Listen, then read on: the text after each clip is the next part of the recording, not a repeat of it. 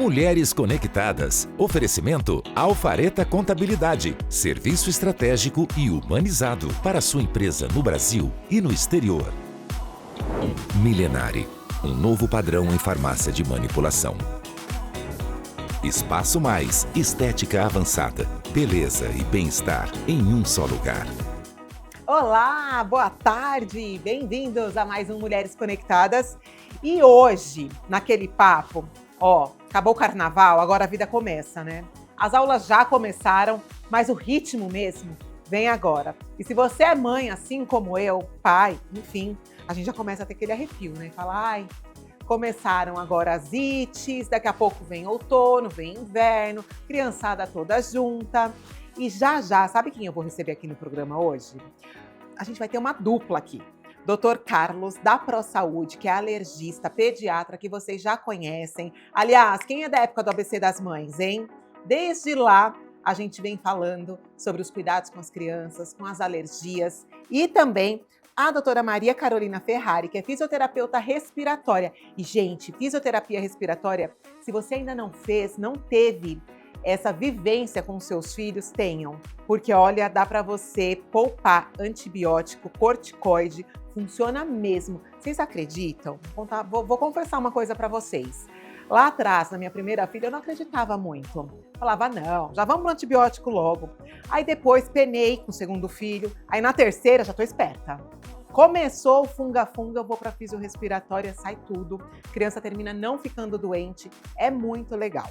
Então já a gente vai bater um papo sobre a saúde dos pequenos aqui. Se você quiser participar com a gente, faz o seguinte, aponta teu celular para esse QR Code que está aqui na tela, para a gente conversar, para você mandar suas dúvidas, sugestões, falar como que é em casa, se as crianças já voltaram para a escola, se já pegou o primeiro resfriadinho na escola, a primeira virose, porque é natural, acontece e, vou te falar, os anticorpos agradecem, né? Porque eles vão criando imunidade com isso também. Aproveita para me seguir nas redes sociais, @CláudiaAloia, para a gente se conectar ainda mais. Se você estiver vendo a gente pelas redes sociais do Canal ABC Oficial _, você pode também entrar no link, ver pelo YouTube, compartilhar o nosso programa, porque essa informação é bem importante e pode poupar aí muitos antibióticos durante esse ano. Então aproveita, compartilha o nosso programa, manda seu recado por lá também, tá bom? Agora vamos fazer o seguinte, falei demais, né? Pega a tua água, teu café, vem comigo, senta esses 40 minutinhos aqui, porque tá no ar o Mulheres Conectadas.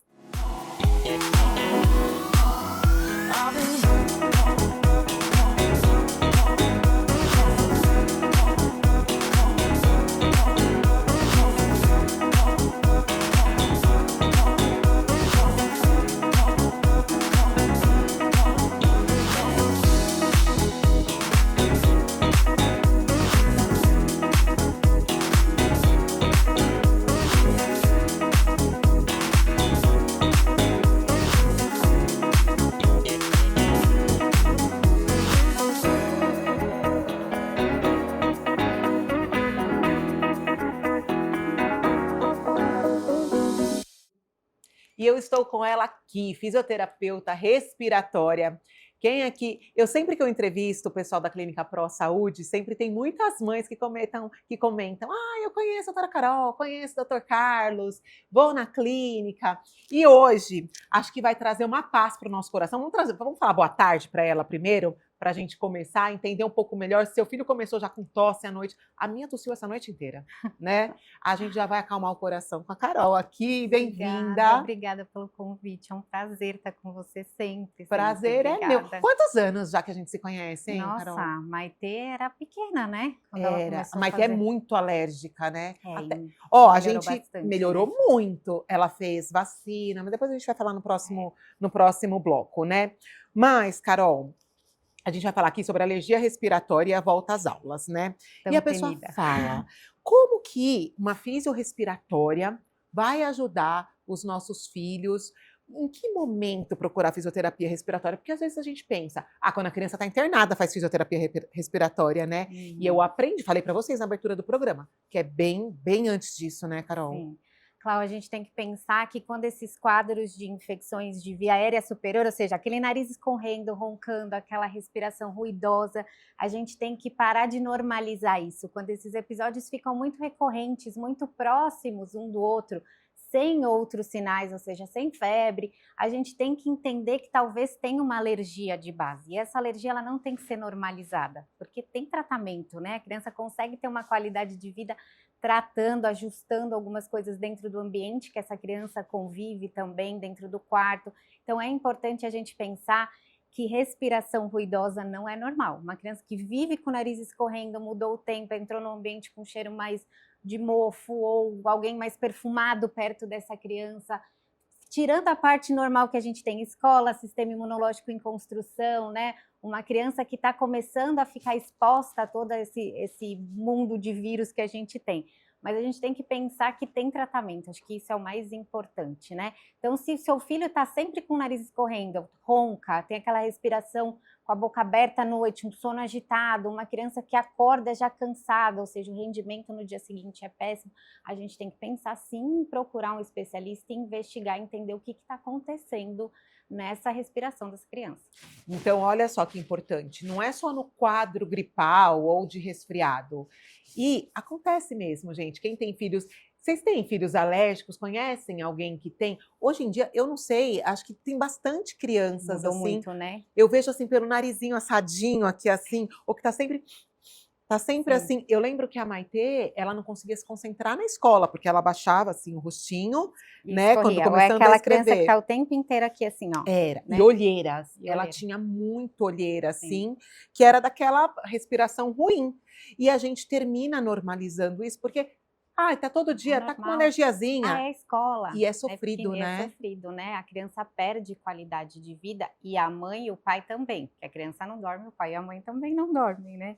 Então a gente tem que pensar nisso. Tem tratamento, tem como a criança ter qualidade de vida. Acho que E isso é mais nesses importante. casos de alergia respiratória, como entra? Qual que é o papel da fisioterapia? O papel da física, eu falo que a gente é a limpeza, né, desse Tá. aparelho respiratório. Quadros alérgicos, cada vez que a criança é exposta a esse fator que desencadeia as alergias dela, ela vai inflamar essa via aérea. Então, o nariz da gente, que é a porta do nosso pulmão, é ele que trata o ar para ir para o nosso pulmão. A hora que entra nesse aparelho respiratório, qualquer coisa que não seja ar, o organismo fala, opa, vamos inflamar, vamos produzir secreção, que é uma maneira do organismo tentar Expulsar. colocar isso para fora. Então, aquela criança que tem aquele nariz escorrendo, aquele nariz de porquinho que a gente brinca, e a físio ajuda a soltar essa secreção e tirar, Cláudio, do aparelho respiratório, porque secreção parada é foco para infecção. Então, de um quadro alérgico, esse quadro pode virar um quadro infeccioso. E aí a criança ter que ir para um antibiótico ou para um corticoide via oral. Triste, né? Então, a gente consegue Então, quando ela evitar. tá com aquela secreção clarinha, é hora de fazer a faxina com É a a hora de físio. começar. E aí ter alguns cuidados com essa criança. Então, começar já a ensinar essa mãe a fazer uma higiene nasal correta, com o dispositivo certo, né? Posicionamento adequado. Isso é importante, porque aí você vai condicionar essa criança que a lavagem nasal não vai ser só no momento que ela está ruim, toda congestionada. Ela vai criar isso como um hábito. Como eu falo escovar para os os meus dentes, pacientes né? assim, lavar o nariz é igual escovar dente. Eu Todo lembro que dia, você me falou isso. todo dia. Mas é difícil entrar na rotina. A gente fala assim, na teoria, gente. É linda. A teoria mas é linda, na a prática, a gente. É que tem criança que se acostuma e tem, não tem? Tem criança que depois, com o passar do tempo, faz Faz sozinha. sozinha. O Gabriel, e ele pede faz para sozinho. fazer, né? Mas eu acho que nesse começo é enfrentar a mesma coisa que tirar a chupeta, desfraldar. Colocar na rotina. Colocar na rotina e é aquela briga, né? Não é fácil. Os primeiros dias, das primeiras semanas, até você incluir isso na rotina da criança mas é importante. Mas olha, eu acho que de uns 5 anos para cá, eu não sei, eu acho que o mercado de lavagem nasal evoluiu muito. Porque antes não tinham tantos dispositivos. Não Agora tinha. você vai na farmácia, tem um monte, né? Inúmeras marcas, modelos com bichinhos, sem bichinhos, seringas, né? E aí a gente divide esses dispositivos em alto volume, que são as garrafinhas e as seringas, e os sprays de jato contínuo, que é para hidratar, né? Então, uma criança que é muito secretiva, a gente ensina a mãe, neste momento, a lavar o nariz com dispositivo de alto volume. Então, lá em casa, o ideal é essa mãe começar com aquele que é pronto, não a seringuinha com soro. Não, o que é pronto. Nunca lavei o nariz do meu filho tem trauma, Ah, começa com spray. tá. Né? Mais Senta, fácil. explica, mostra, aperta, olha, só um jatinho, faz na boneca, faz no boneco, vai criando um momento para essa criança ir perdendo esse medo, né? E aí sim vai partir depois para uma lavagem de alto volume. Claro que eu friso muito para os meus pacientes assim. Lavagem nasal tem estudo, tem consenso, ninguém acordou e criou a lavagem nasal. Ela sendo feita de maneira adequada, a gente tem um resultado excelente, né? A gente tem que pensar que se eu tirar essa montoeira de bicho daqui, eu vou ter um nariz com a função que ele tem que ter. A primeira barreira de proteção para mandar o ar para o meu pulmão o mais limpo possível. Se eu tenho isso aqui tudo congestionado, uma criança que respira só pela boca, essa barreira eu já perdi. Então, lavar o nariz todos os dias não faz mal. Não faz mal. Pelo contrário. Não faz mal, não vicia, não Pelo vai menos criar uma vez. trauma Qual que é a periodicidade, então? Tô bem, criança tá bem, só quero manter, manutenção. Uma vez ao dia, nesse tempo seco que a gente tá, para hidratar a mucosa do nariz. Até porque essas tosses secas também podem ser de alguma alergia que já vai ajudando a sair tudo, alguma coisinha que tá ali nas vias aéreas, porque então, entrou pelo nariz. Uma outra coisa importante, a criança que sai da aula de natação também, lava esse nariz, por mais que a piscina vai ser salinizada, com ozônio, uma quantidade menor de cloro, mas tem cloro, e o cloro é um irritante para a mucosa nasal, saiu da piscina, spray, lava esse nariz. O segredo é a criança andar com sprayzinho, sempre na ter mochila, ali na mochila, no banheiro. Isso, e criando esse hábito, passando para a criança. E os menorzinhos a mãe manda na mochila e escreve na agenda, já fica uma rotina já para as professoras já aplicarem o sorinho já. Gente, e é tão gostoso, a Serena é a minha bebê de 2 aninhos, e ela tá se habituando já, porque, como eu disse, depois do terceiro filho eu aprendi, a gente demora, né, mas a gente aprende. Ela mesmo, ela fala que quer tirar caca. Ela mesma, ela pede já. Que incomoda, né? E aí, como eu já tô experiente, né, gente, 3 filhos, desculpa, eu vou com a seringuinha, eu gosto. E aí, quando ela era bebezinha, a fisio-respiratória me falou, eles podem, quando é bebezinha é diferente, né, porque não sai pelo outro lado, ele engole, né, e sai no cocô. Isso é outra coisa, não necessariamente precisa sair do outro lado para a lavagem ser eficaz. Porque às vezes eles engolem e sai. Num quadro de alergia, a gente tem a mucosa do nariz inchada, então não necessariamente. Agora, se você fizer força para tentar sair do outro lado, vai dar desconforto no ouvido. É aí onde a gente tem a briga, né? Então, eu fiz a lavagem, a criança queixou de dor no ouvido, ou fez uma otite, chega no PS, lavou, para de lavar o nariz, né? Então, a gente ainda tem essa... gente, faz orientação primeiro com a fisio, sim, sejam acompanhados com certeza, sempre, né? Orientado, fazendo corretamente, a gente tem muito benefício. Agora sim, doutora, fora a lavagem nasal, existe algum exercício de fisioterapia respiratória que nós mães podemos fazer em casa? Porque dá um alívio quando a gente faz alguma coisa pelos nossos filhos, né? Dá uma vontade. Eu queria tanto ser igual a vocês, saber apertar a barriga e sobe o catarro. Eu ia amar. Essas manobras a gente não passa, né? Porque essas manobras têm direção certa, né? A gente vibra, comprime, então essas a gente não passa. Mas você quer brincar? Colocar a criança para fazer uma atividade física já é um super exercício e vai trabalhar esse aparelho respiratório. E eu falo assim, o exercício, a gente tem que colocar na natação um paciente que é alérgico ou que é asmático. Não, é a atividade que a criança gostar e se adequar. Para expandir o ar, né? Para expandir o pulmão. Lógico que a natação tem uma série de benefícios e ajuda, né, muito o aparelho respiratório, mas eu acho que é o exercício que a criança gosta de fazer e se sente bem fazendo. Mas a gente coloca o copo com água, o canudinho, assopra, faz fazer aquela bolinha na água. Eles adoram. Né? Coloca a bolinha de papel, faz a criança soprar a bolinha de papel, quem vai ganhar a corrida da bolinha de papel, né? E junto com a parte, lógico, que a gente faz dentro do consultório. Eu acho que isso é importante. Não dá para deixar, tem que ter esse acompanhamento. Porque ali a gente vai ter a ausculta pulmonar, a gente vai ver como é que está o padrão respiratório dessa criança, se precisar entrar em contato com o pediatra, com o alergista, a gente consegue esse contato, justamente para evitar que essa criança vá para um pronto-socorro. E a mãe, ela pode entrar em contato com uma fisiorrespiratória, independente de ter sido encaminhada pelo médico, ela pode ir direto, por exemplo, vi que meu filho está com muita secreção, está todo encatarrado. Tem muito, Cláudio, que chega, minha amiga falou que meu filho vem para mim. Então chega. Pode ir direto. Pode ir direto. Não preciso pode. necessariamente passar no médico, no pronto-socorro, ser encaminhado. A gente, para vir para físio, e eu vou encaminhar para o médico, isso é fato. Se Tá. nunca tiver passado, eu vou encaminhar. Então, eu sempre encaminho para o Dr. Carlos, porque a gente precisa entender o que está acontecendo. Para eu tratar, eu preciso entender que essa criança tem uma doença respiratória. Para tirar o mal pela raiz, né? Porque senão Porque você só fica senão no você paliativo vai ali, né? no remédio, no xaropinho para tosse, e acabou o remédio da tosse, 10, 15 dias a criança volta a tossir, volta a escorrer o nariz. Então, a hora que a gente acha a causa, quais são os gatilhos da alergia daquela criança, a gente consegue tratar e a criança ter vida normal. Né? E mesmo com vida normal, sem estar com o nariz escorrendo, lavagem nasal diária, Sempre, né? sempre. E aí, você me falou aqui um pouquinho, a gente falou sobre os esportes, as crianças asmáticas, né? Toda criança, porque mãe fica desesperada. Não sei vocês em casa, mas ó, o que me tira o sono é febre, porque eu fico com medo de dormir, a criança ferver de febre, a gente não dorme nunca Sim. mais. E quando a gente escuta algum barulhinho, Sim. ai meu Deus, tá chiando, tá sem respirar. Aí eu falo, é asmática. Pode não ser, pode ser secreção não ser. acumulada. A gente, por isso que é importante o profissional nessa hora, porque a gente vai escutar e diferenciar o que é o ruído dessa respiração. Se é só um ronco, se é secreção, se é o miadinho de gato, se é o chiado. E aí a gente vai entendendo a história para conseguir entender ali se a criança vai ser uma asmática ou se ela já é um asmático. Isso depende da idade, depende da clínica da criança, da história também, né? A gente hoje no consenso de asma, a gente consegue fechar um diagnóstico de asma em crianças abaixo de 5 anos. Tem uma série de critérios que vão sendo pontuados e a gente consegue fechar um diagnóstico. Mas às vezes ele é um bebê que ele tem contato com muitos vírus e faz o que a gente chama de crises de sibilância. Né? O bronco, que é o caninho que leva o ar para o pulmão, ele inflama e ele contrai, ele fecha. Então o ar passando por esse espaço estreitinho dá o miadinho de gato. É o que chamam de bebê chiador. Que é o bebê chiador. Tá. 3 episódios de sibilância num curto espaço de tempo, a gente fala, opa, vamos tratar.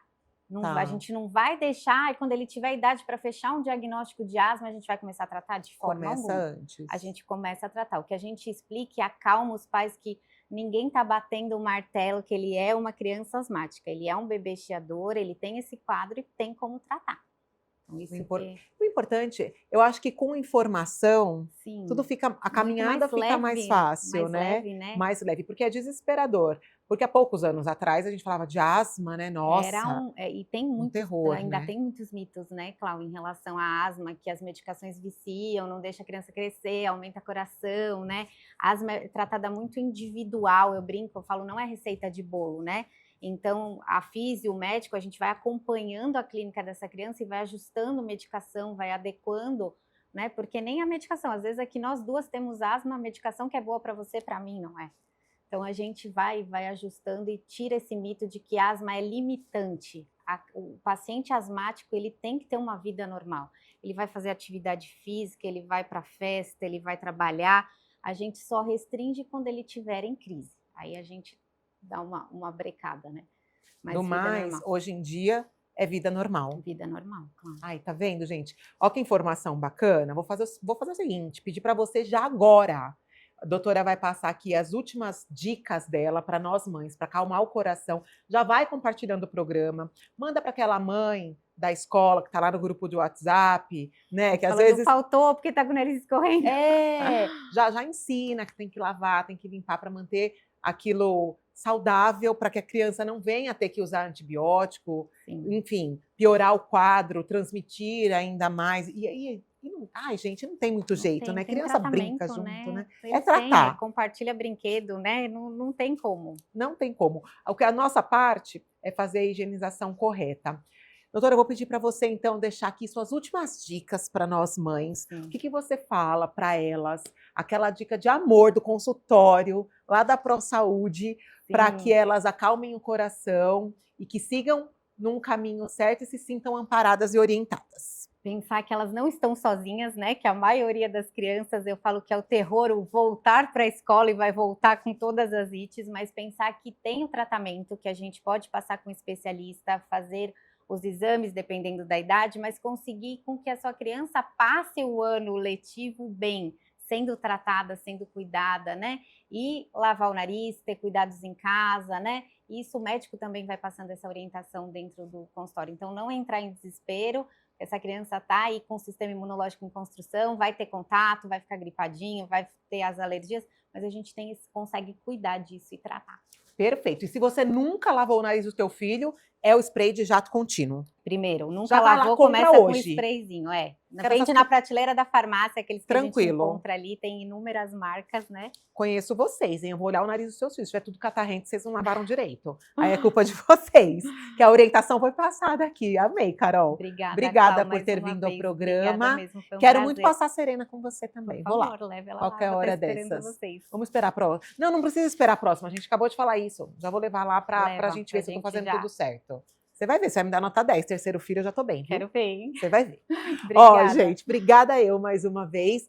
E lembrando que lá na ProSaúde, a doutora tá aqui, ainda não me deixa mentir, já próximo bloco o doutor Carlos estará aqui, mas você encontra uma equipe completa. Tem otorrino, enfim, endócrino também tem lá. Tem endócrino, tem fono, tem nutricionista, a gente tem uma equipe, tem psicólogas, a gente tem uma equipe multidisciplinar para trabalhar com os pacientes. Para te ajudar. E as vacininhas que todo mundo fala, que já eu vou contar mais para vocês. Obrigada mais uma vez.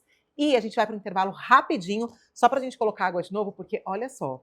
Olha a Lady Murphy, né? Eu entrevistando uma fisiorrespiratória, quase me deu crise de tosse. Eu já volto, daqui um minutinho.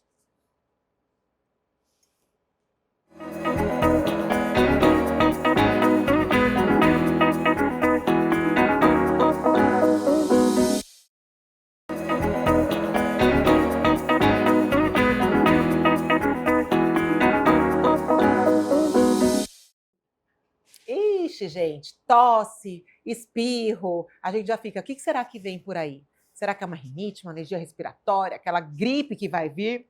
Então, estamos aqui com o Dr. Carlos Alberto, da ProSaúde. Bem-vindo novamente. Muito obrigado pelo convite, A gente só se viu nos consultórios, né, das últimas vezes. Faz tempo que a gente não faz programa juntos, né? Faz tempo já. Foi na pandemia que a gente fez. É época de pandemia, isso mesmo. E é tão bom, gente, porque é sempre uma aula e é sempre também uma tranquilidade para nós mães, né? Ouvir o médico falar que tem solução, porque quando a mãe descobre qualquer alergia no filho, lembra quando eu fui com a Serena lá, que eu estava com medo dela ser a PLV, né? É verdade. E aí você me acalmou, ele falou, não, Cláudia, se fosse, era assim, vamos esperar. No final das contas, tá tranquilo. Não era. Não, ainda bem. Não precisei investir nos leitos diferentes, enfim, em tudo mais. Mas, vamos voltar aqui e falar da rinite, né? Começar com a história da Maitê, que eu conheço o Dr. Carlos, ó. Cheguei nele porque eu já estava desesperada. A Maitê com olheira, nariz assado. E aí, hoje em dia, doutora, a rinite, ela tem cura? Qual que é o tratamento? O que há de mais moderno hoje? Porque as coisas vão mudando, vão avançando. Até as vacinas mudam, né? Antes eram vacinas semanais, depois aí tem as vacinas diárias, mensais, enfim, tudo muda. Sim. Hoje em dia, já existe uma cura certeira ou cada caso é um caso? Como é que está o quadro? Para pensar na palavra cura é muito difícil, porque nós vivemos num ambiente, num clima impróprio para o aparelho respiratório. Então, nosso clima é seco, ele é instável, ele é poluído. Então, pensar que o ar que a gente respira não é um ar adequado que o nosso pulmão deveria ter, nosso aparelho respiratório. Então, pensar assim, cura, fica um pouco difícil. Porque a gente vive num ambiente que não... Ainda mais a gente aqui em São Paulo, né? Exatamente. Então, tem muitos casos de pacientes que vão para o interior, vão para a praia, passam um período, 2, 3 dias, já a criança já fica muito bem. Quando voltam, tem pacientes que falam que quando estão na estrada, chegando próximo a São Paulo, já começa a apresentar sintomas novamente. Então, a gente sabe que tem uma série de medicamentos, tratamentos que a gente pode fazer, não só para tirar o paciente da crise, mas sim para prevenção dessa crise. Então, é importante que ele faça um tratamento adequado, um tratamento preventivo, para que ele evite situações mais complicadas, desenvolvimento de sinusite, desenvolvimento da asma. Então, uma vez que ele trata a crise, ele alivia os sintomas. Mas se ele não fizer um tratamento preventivo, fatalmente ele vai apresentar os sintomas novamente. Então, existem vários tratamentos que a gente pode fazer, que são tratamentos multidisciplinares. Então, tem a avaliação do otorrino, tem a avaliação da fisioterapia respiratória, a avaliação do pneumologista, junto com a avaliação do alergista, para fazer com que a gente trabalhe com esse paciente de uma forma mais integrada, de uma maneira que cada um vai olhar para esse paciente da forma um pouco diferente do outro, consequentemente, a gente vai ter um resultado muito mais adequado. Aí você tem medicamentos para você utilizar, você tem antialérgicos, que tem um resultado muito bom, eventualmente o uso dos corticoides, que a gente tenta evitar o máximo possível, o uso dos sprays nasais. Importante. Por que, doutor, é importante evitar corticoide? Porque às vezes eu vejo mãe falando, tá com tosse, vou dar corticoide que passa. E me dá até um negócio, porque eu já sou paciente do Dr. Carlos, eu já sei que não pode, ele vai falar o porquê. Exatamente, porque o corticoide, ele é um medicamento que ele age num processo inflamatório, então o resultado dele é muito bom. Só que ele é derivado, ele é semelhante a um hormônio que a gente tem no organismo. Então, se você tem a produção desse hormônio, que ele é importante para a gente, que é o cortisol, ele é necessário. Só que se você começa a dar uma quantidade de cortisol a mais para ele, o nosso organismo entende que eu não preciso ficar produzindo tanto. Então ele começa a diminuir a produção. Aí você usa o corticoide. Aí você diminui a quantidade de corticoide quando você apara o tratamento. Aí o organismo ele não entende que aquele corticoide não é mais o corticoide que tinha no organismo. Então até ele se ajustar, ele vai levando uma série de problemas que o paciente pode ter no decorrer da vida dele. Então a gente sabe que ele tem um bom resultado, mas ele não deve ser utilizado por conta própria. Só deve ser utilizado quando o paciente passa em consulta com o médico faz a avaliação e a partir daí vai pensar se vale a pena ou não associar um corticoide. E muitos pacientes, qualquer problema que tenha uma tosse que começa, o nariz está escorrendo, já vai utilizar o corticoide. Gente, eu acho mais problemático eles liberarem o corticoide na farmácia do que o antibiótico, porque é muito recorrente, né? Porque a crise de tosse, a congestão, é aquilo que você falou, a gente vive aqui em São Paulo, poluição, e quando não chove então, né, aumenta mais ainda. O clima cada vez mais seco. E aí pior, e aí as pessoas correm na farmácia, então não façam isso, né, corticoide só com orientação médica. Para você apagar o incêndio então, doutor, me deu um desespero, começou aquele nariz, aquela tosse, primeira coisa antes de você ir para o médico, você vai fazer em casa, lavar o nariz. Fluidificar a mucosa nasal.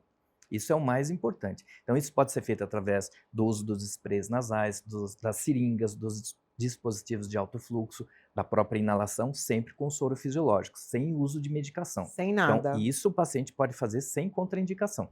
Agora, deixa eu te perguntar uma coisa, doutor. Está muito em alta a história do óleo essencial. E tem um que, eu não vou falar o nome aqui, mas tem um que é para as vias respiratórias. Tudo bem? Óleo essencial? Então, tem que pensar o seguinte. Qualquer tipo de aroma, qualquer tipo de substância, em se tratando de um paciente que seja alérgico, ele pode ser um gatilho para desencadear os sintomas. Mais ainda. Exatamente. A mesma coisa do Vic Vaporub, né? Falando o nome do produto, mas em si, tem um bom resultado muitas vezes para tosse? Tem, mas e se ele for um paciente alérgico? E se ele for um paciente asmático? Ele pode vir a desenvolver uma crise por causa daquilo. Então tem que tomar muito cuidado com tudo aquilo que tem um cheiro mais forte. Então, quando a gente orienta sobre os cuidados em casa, evitar cheiros, odores importantes, perfumes que os pais possam utilizar, colocar na roupa da criança, na roupa do bebê, será que deve fazer o uso desse tipo de produto? A gente sabe que vai piorar. Então, o óleo essencial entra na mesma situação. Então, gente, na dúvida, é só a lavagem, não complica. Água, né? Menos é mais. Hidratar, menos é mais. E aí, claro, procurar um médico se for evoluindo, enfim, né? Aí, obviamente, que ele vai prescrever o remédio, o que deve ser usado, né? E eu, assim, em todas essas anos de crises da minha filha alérgica, evoluiu muito, né? Evoluíram os medicamentos de alergia. Sim. Porque antes tinha aquele básico que todo mundo conhece, o coxinho lá, né? Mas hoje em dia tem uns outros, assim, muito mais eficazes. Sim. São os antihistamínicos, que são os antialérgicos, antigamente eram os de primeira geração. Hoje temos os de segunda geração, que eles não são sedantes, eles têm dose única diária e com maior eficácia. Então, qual é o problema que se utilizar um antihistamínico, um antialérgico de primeira geração na criança? Vai dar sono, entendeu? Então, ela pode até dormir um pouquinho mais à noite, mas e no dia seguinte? Como é que vai ser o rendimento dela na escola? Então, hoje tem medicamentos que são muito mais adequados para isso, sem interferir no dia a dia do paciente. Aí você associa o uso do spray nasal para fazer uma hidratação, os dispositivos de alto fluxo para fazer a remoção das secreções. Aí você utiliza inalação para fluidificar a secreção também. Pode utilizar um antialérgico de segunda geração não sedativo. O uso dos sprays nasais, aí sim de corticoide, mas é o corticoide inalatório, local, né? Que não tem aquela absorção inadequada que tem no corticoide via oral. Aí você tem a associação com a fisioterapia respiratória para fazer a drenagem da secreção. Se o paciente é alérgico demais, porque você pode ter uma rinite que ela seja alérgica e não alérgica. Os sintomas são iguais. Então, coça o nariz, coça os olhos, coça a garganta, coça o ouvido, espirra, escorre, entope, respira com a boca aberta, ronca. Tudo isso faz parte desse quadro de rinite. Mas ele pode ser uma rinite alérgica ou uma rinite não alérgica. O que muda no diagnóstico? Se for um paciente com uma rinite alérgica, que ele tem uma alta sensibilização ao ácaro, que é aquele bichinho que fica no pó, eu posso iniciar o tratamento com as vacinas de alergia para ele e começar a trabalhar na causa do problema, diminuindo a reatividade que o sistema imunológico tem em relação ao ácaro. Então, eu posso iniciar os tratamentos medicamentosos agora, fisioterapia respiratória, uso da inalação, tudo para aliviar os sintomas dele, para melhorar o quadro agora e trabalhar lá na frente. Entendeu? Porque daí eu vou começar a trabalhar na causa do problema. Aquilo não vai mais atingir com tanta força, potência, com certeza, como com certeza. atinge. Porque se eu tenho lá uma reatividade bastante importante e eu não inicio o tratamento com as vacinas, o que vai acontecer? Ele vai melhorar com os medicamentos que eu estou utilizando agora. Parou de usar a medicação, volta a apresentar, tudo. Que é a história que todo mundo já conhece. A gente tem que ir na causa. Tem que ir na causa do problema. E aí, então falando na causa, né? Como estão os tratamentos de vacina hoje? Porque eu lembro que há alguns anos tinham algumas que eram todos os dias, depois outras uma vez por semana. Me corrija se eu estiver errada. Sim. Como que está atualmente? Sim, as tecnologias dos laboratórios, né, evoluíram também. Então, nós temos muito mais eficácia hoje com o resultado do tratamento do que pensando em épocas anteriores. São 2 tratamentos básicos que a gente tem. As vacinas chamadas subcutâneas, que você tem que fazer aplicação periódica durante 8 meses, é feito a cada 7 dias. Depois a cada 14 dias, 21 dias e uma vez por mês. Então é a agulha do paciente diabético, aquela bem curtinha e fininha. Então isso não gera um incômodo para o paciente, mas é um tratamento a longo prazo, são de 3 a 5 anos de acordo com as orientações da Organização Mundial de Saúde. Ou as vacinas sublinguais, que o paciente leva para casa, tem que pingar 3 gotas embaixo da língua pela manhã em jejum e ficar 1 minuto com a boca aberta. Tem que ter uma disciplina muito grande para que tenha um bom resultado. Mas aí é diário, por um período de 3 a 5 anos também. E a eficácia é a mesma de ambos? Não. A eficácia da subcutânea da injetável é superior e mais rápida do que a sublingual. Só que aí tem que analisar na relação custo-benefício o que é importante para o paciente. Às vezes é um paciente que ele não tem condições de vir para a clínica toda semana. A logística é importante no nosso dia a dia hoje. Para não largar o tratamento, para ir começo, meio e fim. E outros pacientes não têm disciplina para fazer aplicação sublingual. Então, aí tem que analisar qual é o perfil do paciente para definir qual é o melhor tratamento. Porque ele investe tempo, ele investe dinheiro e ele tem uma expectativa em relação ao resultado. Se ele fala que vai fazer um tratamento, mas não segue da maneira adequada, não vai ter um bom resultado. Se não tiver bom resultado, ele vai falar o quê? Que a vacina não funciona. Não deu certo. Não, tem que fazer bonitinho. Certo. Agora, falando ainda aqui nas vacinas, se a pessoa começou a vacina e fez 1 ano e meio, parou, e ela decide voltar depois, ela volta de onde parou, tem que voltar do zero e ela serve só para quem tem alergia ao ácaro ou existem vacinas para alergia a algum alimento, não sei, a pelo de animal, ou é só para o ácaro? Tá. A principal vacina que tem é contra o ácaro. Tá. Porque o ácaro ele é o fator determinante importantíssimo que vai estimular o sistema imunológico a desenvolver os sintomas. Então, o ácaro é o principal de todos. Tá. Existem vacinas já para alimentos, principalmente vacinas relacionadas à alergia ao leite de vaca. Tá. Né, Ai, que legal. Tem. Isso hoje está em desenvolvimento, tem uso já em algumas clínicas, principalmente no Hospital das Clínicas, que é feito, e o resultado é muito promissor. Então, isso é muito bom. Agora, se o paciente começa a fazer o tratamento e ele atrasa as vacinas, dependendo da história que ele tem. Se ele é um asmático bastante importante, se ele tem uma rinite de leve intensidade, se ele está fazendo a vacina a cada 7 dias, 14, 21 dias, em que fase ele está e quanto tempo ele ficou atrasado a vacina. Tudo tem que ser analisado pelo médico para a gente ajustar a dose. Por quê? Cada dose que ele toma contém o extrato do ácaro, em concentrações bem pequenas, que são aplicadas periodicamente. Então, eu vou subindo a dose da vacina. Se ele estava subindo a dose da vacina, aí ele parou o tratamento, o sistema imunológico já não reconhece mais que ele está recebendo a vacina. Então, a reatividade começa a diminuir. Aí, se ele volta a fazer a vacina numa dose mais alta, o organismo não entende que aquela dose deveria ser gradativa. Ele pode tomar uma dose mais alta e desencadear uma crise. Então, tem que ser ajustada a dose. Por isso que é muito importante, no segmento do paciente, ele entender que há necessidade de seguir o esquema vacinal. Senão, o resultado não vem. Se perde. Agora, existe alguma reação para quem começa a tomar vacina? De repente, como ela tem contato ali com a fração do ácaro, empipoca toda depois da vacina, ou não? Não tem reação? Isso pode acontecer quando tiver numa dose mais alta da vacina. Que é lá na frente. Lá na frente. Tá. Né? Então, assim, se está começando a fazer a aplicação da vacina agora, a concentração é bem pequenininha. Perfeito. Então, você vai induzindo o organismo a reconhecer aos poucos que aquilo que ele está recebendo é o ácaro, que é o inimigo dele. Vai acalmando o corpo primeiro, acalmando. Né? É como se o organismo olhasse para o ácaro e falasse, bom, você eu já te conheço. Tá. Então a gente não vai arrumar tanta confusão. Porque cada vez que o sistema imunológico reconhece o ácaro como inimigo, ele causa uma série de reações químicas que vão levar à liberação de substâncias que vão causar os sintomas. Então é uma cascata de reações. A partir do momento que o organismo reconhece o ácaro como, tá, eu sou seu amigo, pronto. Já sei, só está aqui para me Exatamente, acalmar. tá. Ainda vou continuar apresentando sintomas, porque eu vivo num ambiente ruim. Sim. Então, o clima seco, instável, poluído. Aí tem família que tem fumantes dentro de casa, tem animais. Aí você chega no paciente, ele tem lá um animal, um gato que ele tem lá há 10 anos. Tem uma reatividade ao gato e você fala, não seria bom ter o gato em casa. O que você faz se o gato faz parte da família? Vai ter que tratar. Exatamente. Então, o gato é um agente agressor para o organismo? Ele é, mas eu vou ter que me virar com ele, porque se eu falar para o paciente, se você continuar com o gato em casa, você não vai ter um bom resultado do tratamento, você tem que tirar o gato de casa. Ele vai perguntar para mim, tem outro alergista na clínica? Não, e outra, Entendeu? né? E vai ter que mudar de cidade também, vai ter que...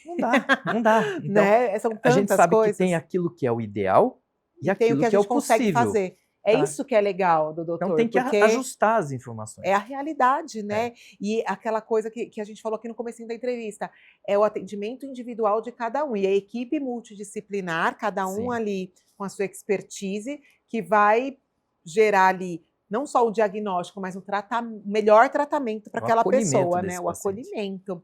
Agora, doutor, tem muita mãe que chega lá porque assim, quando o filho está com muita secreção, eu não sei o que acontece, é porque eles são pequenininhos, sai pelo olho, acorda com o olho todo grudado, aí a gente fala, pronto, tá com uma conjuntivite bacteriana.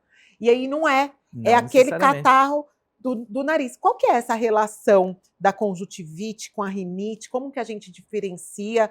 O tratamento é o mesmo? É lavar tudo para não ir saindo pelos olhos? A rinite, a gente fala que são os 4 sintomas principais. Coçar o nariz, espirrar, escorrer e ficar entupido. Tá. A conjuntivite fica com lacrimejamento, fica com os olhos avermelhados e fica com secreção. Só que quando fica dessa maneira, muitos pensam que é uma conjuntivite infecciosa, que vai transmitir para outras pessoas. Mas se o paciente é alérgico, isso é o que a gente chama de rinoconjuntivite. Então, tudo faz parte de um mecanismo só de desencadeamento dos sintomas. Então, tem um canal lacrimal aqui, né? A secreção vem daqui e vai para o nariz. Então, se tem muita secreção nasal, essa secreção sobe para cá. Então, se ele tem todos os estímulos relacionados à rinite, isso também estimula a desenvolver os sintomas da conjuntivite. E o tratamento consiste tanto na parte do nariz quanto na parte dos olhos. E aí é onde entra o oftalmologista, que pode nos ajudar na avaliação de uma forma geral, porque existe uma complicação que a gente chama de ceratocone, que é uma alteração da córnea, de uma maneira que o paciente fica coçando demais e a córnea ela vai formando vai tendo um formato de um cone. E isso tem uma indicação cirúrgica.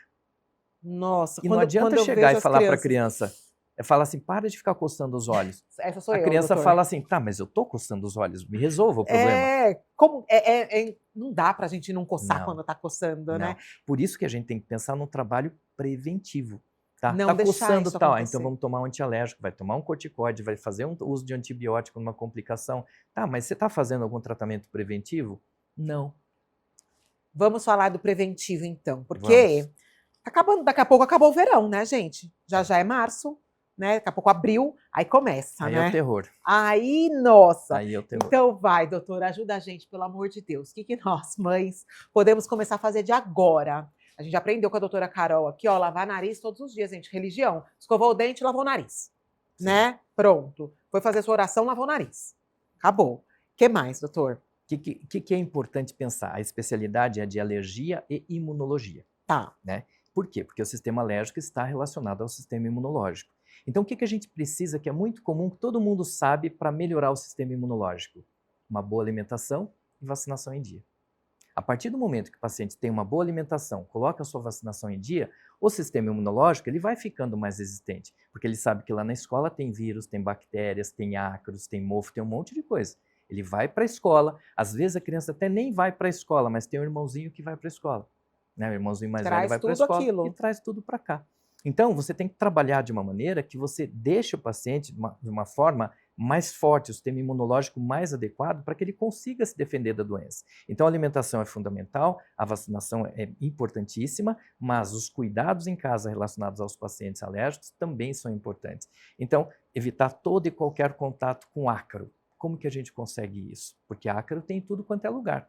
Então, você tem que lá colocar a capa protetora do colchão, do travesseiro, evitar tapete, evitar cortina, evitar carpete, você fazer com que o ambiente que o paciente fique seja um ambiente mais simples possível. Porque quanto mais tranqueira dentro de casa, mais vai acumular. Ursinho de pelúcia. Ursinhos de pelúcia, então... Aí quando disso. você vê, você imagina que assim, a quantidade de ácaros que tem, por exemplo, Cláudia, se você for pegar um colchão comum de 4 meses de uso, que é um colchão novo, ele tem cerca de 2 milhões de ácaros lá dentro. Nossa. Um colchão de 10 anos tem cerca de 1 trilhão de ácaros lá dentro. Ainda bem que eu acabei de desfazer Quanto é 1 trilhão? Metade do peso daquele colchão. Então aquele colchão que está lá 10 anos... Pesado, é de ácaro. É ácaro.